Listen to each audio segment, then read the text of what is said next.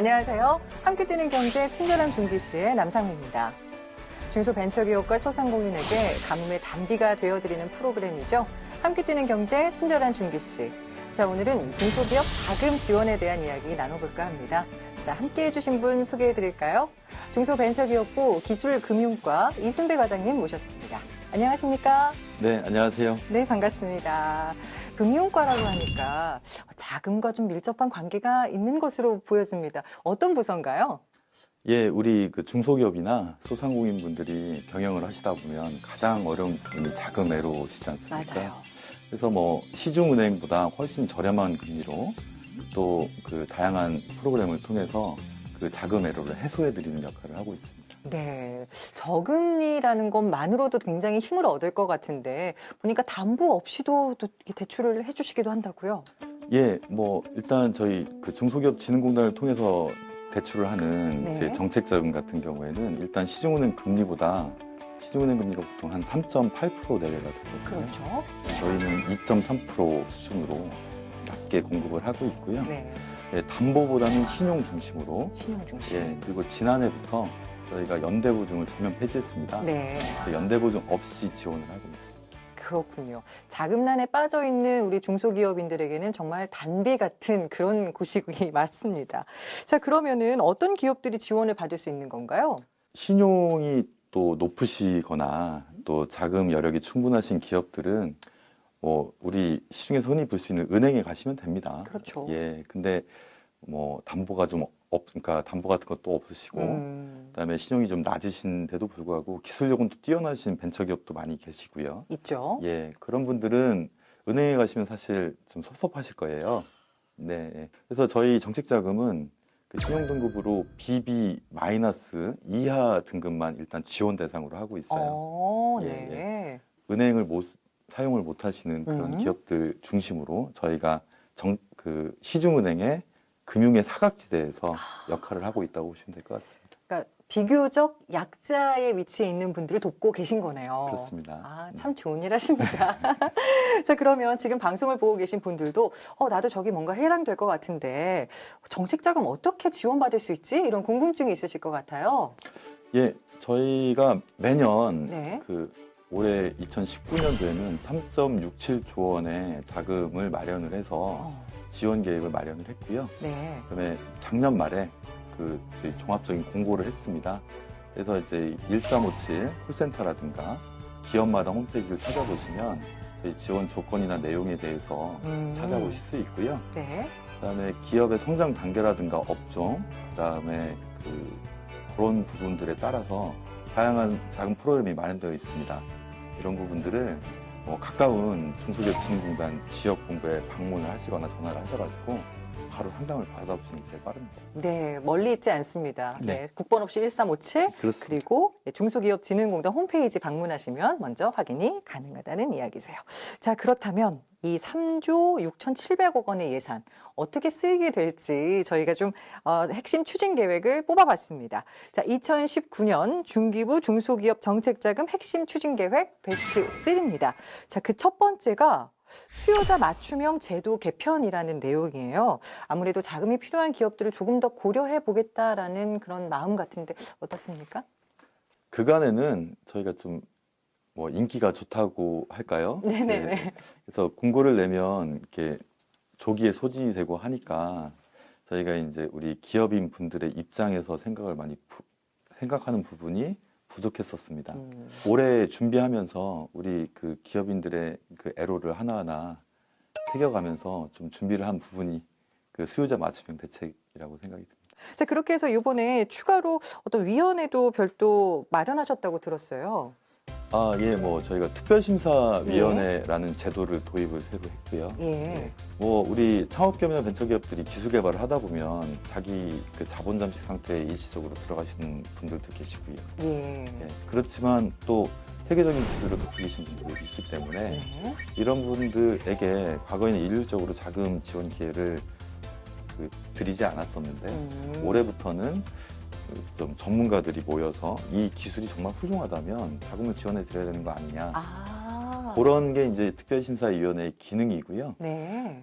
이런 분들이 100분 중에 한 분이 계시다면 저희가 또 일자리라든가 우리 국가 경제에 큰 도움이 될 거라고 판단이 듭니다. 네. 특별심사위원회를 통해서 어떻게 보면 아예 기회조차 없던 분들까지도 다시 한번 되돌아보겠다. 네. 예. 그리고 이미 정책자금 지원을 받는 기업들에게도 더 반길 만한 정책이 있다고 들었는데요.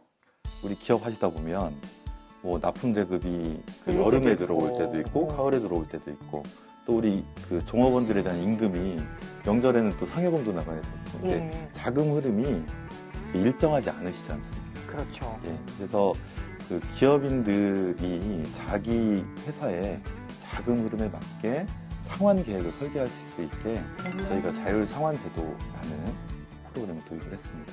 그러니까 어떻게 보면 내가 좀 여유가 있고 능력이 될 때는 조금 더 많이 갚고 그렇죠. 내가 좀 힘들 때는 조금만 이렇게 이렇게 계획을 본인이 세울 수 있다는 말씀이신 거죠? 예, 그렇습니다. 네, 알겠습니다.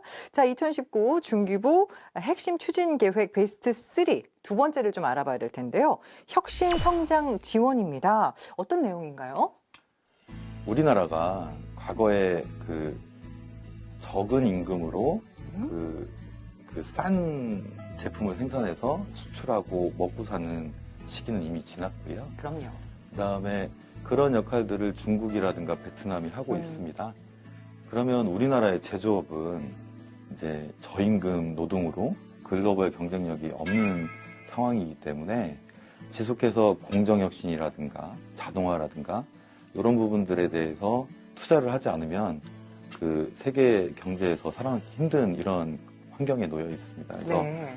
지속해서 우리 기업, 중소기업들이 이런 그 기술력으로 그다음에 생산 효율성으로 글로벌 경제에 살아남도록 하기 위해서 저희가 시설 투자를 중심으로 해서 특히 스마트 팩토리라든가 예. 이런 자금들을 집중적으로 공급을 하고 있고요. 미래 성장을 위한 그 기술 개발이나 디자인, 특허 획득 이런 용도의 투자 자금이라고 신설을 했고요. 운전 자금보다 장기에 네. 그다음에 좀 더 그 상환 조건이 좋은 이런 자금을 마련을 해서 그 미래 성장을 위해서 투자할 수 있게 그렇게 준비했습니다. 하긴 요즘 이런 말씀들을 많이 하세요. 경제가 어려워지면 어려워질수록 기업에 투자를 해야 된다. 그래야지 그에 상응하는 뭐 일자리 창출 같은 것도 늘어날 테니까요. 알겠습니다. 자, 2019 중기부 핵심 추진 계획 베스트 3. 이번에 세 번째를 알아봐야 될 텐데요. 일자리 창출 기업 지원 강화입니다. 저도 지금 약간 말씀을 드렸는데 아무래도 일자리를 만든 기업에게 어떤 혜택을 주는 내용인가 봐요?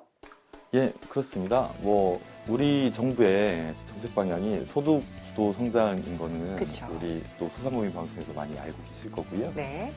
그 소득 주도 성장이 이루어지기 위해서는 물론 그 무엇보다 일자리가 이렇게 풍부하게 새로 생겨나야 될 것이고요. 맞아요. 그다음에 우리 중소기업이나 소상공인들이 일자리를 만들어내지 않으면 우리나라 일자리 미래는 없다 이렇게 말씀드릴 수 있겠습니다. 네. 그래서 저희 정책 자금도 일자리를 새로 만들거나 유지하시는 기업들한테 가점을 드린다거나 금리 우대를 드린다거나 예, 이런 방향으로 준비를 하고 있고요. 네. 특히나 올해는 일자리 창출 촉진 자금이라고 해서 네. 3천억 원 규모의 전용 자금을 또 마련해서 네. 그 저금리로 운영을 하고 있습니다.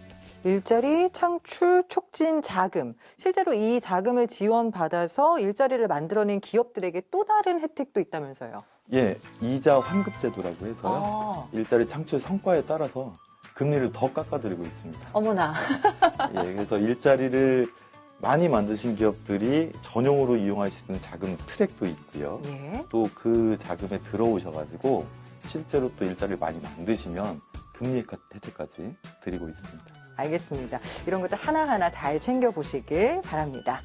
자, 함께 뛰는 경제 친절한 준기 씨. 오늘은 기업금융과 이순배 과장님과 이야기를 좀 나눠봤는데요.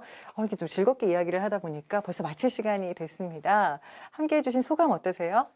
사무실에서 네. 그 책상 앞에서 일만 하다가 뭐 이렇게 직접은 아니지만 방송으로 우리 기업인 분들께 저희 정책을 설명드리고 안내해 드리니까 좀 보람된 하루인 것 같고요. 네. 앞으로도 뭐 저희가 그 중소기업 청에서 중소벤처기업 부가 됐고 그렇죠. 그 부가 된 만큼 우리 중소기업이나 소상공인 분들이 좀 더 피부로 체감하실 수 있는 정책을 개발하고 열심히 추진하도록 노력하겠습니다. 네, 알겠습니다. 저도 끝까지 응원하도록 하겠습니다. 자, 글로벌 시대에 점점 경쟁은 치열해지고 있습니다. 하지만 중소벤처기업과 소상공인 옆에는 중소벤처기업부가 든든하게 지키고 서 있다는 거 잊지 말아주세요. 자, 저희가 준비한 소식은 여기까지입니다. 다음 시간에는 내일 채용 공제에 대한 이야기 나눠볼게요. 자, 함께 뛰는 경제 친절한 준기 씨, 이걸로 인사드리겠습니다. 함께 해주신 여러분 고맙습니다.